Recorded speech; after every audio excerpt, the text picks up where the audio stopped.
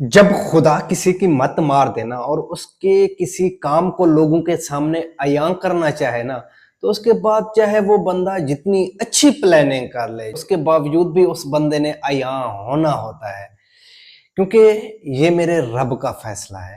ایک منٹ یہ ویڈیو سن لیں، پھر آپ لوگوں کو سمجھ آ جائے گا کہ میں کیوں یہ کہہ رہا ہوں۔ بچوں نے آوازیں سنی، میں نے ایسا کچھ بولا نہیں کہ میں نے سنی یا میں ادھر موجود تھی۔ جو آئی وٹنس تھی بچی، اس نے اپنا بولا بھی ہے کہ میں آئی وٹنس ہوں، اور اس کی ویڈیو اتنی زیادہ وائرل نہیں ہوئی، میری ویڈیو زیادہ وائرل کر دی انہوں نے۔ آئی وٹنس کوئی تھا ہی نہیں، کیونکہ ایسا واقعہ ہوا ہی نہیں۔ ایک منٹ ذرا اس کلپ کو دوبارہ سنیں، ایک منٹ صرف اسے ایک منٹ کے لیے دوبارہ سنیں۔ جو آئی وٹنس تھی بچی، اس نے اپنا بولا بھی ہے کہ میں آئی وٹنس ہوں۔ جو آئی وٹنس تھی بچی، اس نے یہ آپ لوگوں نے سن لیا۔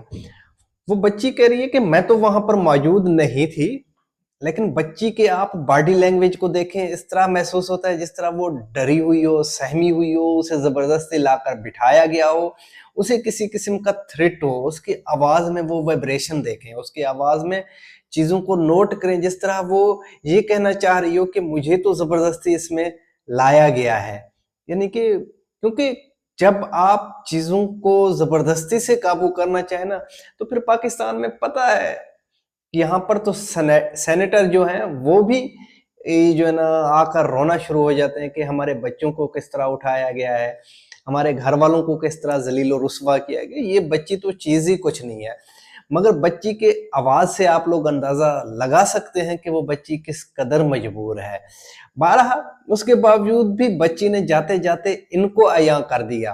یہ جو ہمارے ماشاءاللہ سے پنجاب میں بیٹھی ہوئی ہے ایک عورت، پتہ نہیں اسے عورت تو نہیں کہیں گے، کون سی چیز ہے واللہ عالم، اللہ بہتر جانتا ہے، لیکن اس نے کیونکہ عیاں ہونا تھا اور اپنی حکمت عملی کے ساتھ اس نے تو بظاہر بہترین سٹریٹجی اپنایا تھا کہ میرے ساتھ ایک بندہ اس طرف ہے، ایک بندہ اس طرف ہے، لیکن وہ بیچاری بچی کنفیوز ہو گئی۔ اس نے جو حقائق تھے اس کے وہ سامنے لے کر آئی۔ وہ بچی کہہ رہی ہے کہ آپ لوگوں کے سامنے ہے کہ یہ آئی وٹنس ہیں، بات تو انہوں نے بھی کی ہے، تو ان کے پیغام، ان کا جو میسج تھا وہ اتنا وائرل نہیں ہوا۔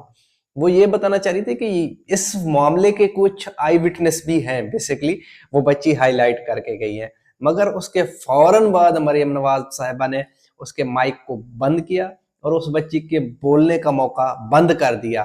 تو بہتر یہ ہوتا جو اس چیز کو خود پلان کر کے لائی ہے، تو اس چیز کو تھوڑا سی ہونا دیتے نا، اس بچی کو سوال جواب میں بھی، صحافیوں کو سوال جواب بھی اس بچی سے پوچھنے دیتی، اور اس بچی کو جو اس کی پوری سٹوری ہے وہ بھی بیان کرنے دیتی، مگر نہیں۔